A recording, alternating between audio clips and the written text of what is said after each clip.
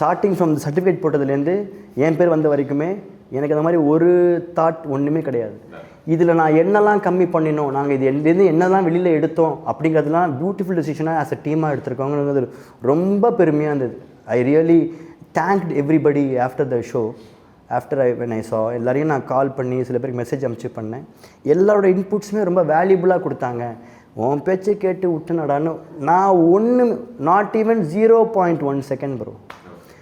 நாங்கள் படத்தை நாங்கள் சர்டிஃபிகேட் வாங்கினதுக்கு அப்புறமாவும் எடிட்டிங் போயிட்டு திருப்பி போய் காமிச்சு அதெல்லாம் பண்ணோம். எல்லாமே கரெக்டாக தான் இருந்தது, எல்லாமே கரெக்டாக தான் இருந்ததே தவிர என்னென்னா ஒன்றுமே தெரில. ஒன்றுமே ஆச்சு அந்த ஒரு 2-3 ஷார்ட் இருந்ததுன்னா கரெக்டாக இருந்துருக்கும்டா. இல்லை இல்லை, இவங்களுக்கு இவ்வளோ தான் மக்கள் கரெக்டாக இவ்வளோ தான் பார்க்கணும், நம்ம இதுக்கு தான் சொல்ல வரோம். சொல்ல வந்தது இருக்குதா, சுற்றி ட்ரெஸ்ஸை ஒழுங்காக போட்டு தலைமுடியெல்லாம் வாரி உட்கார வச்சுட்டா கரெக்டு தான்.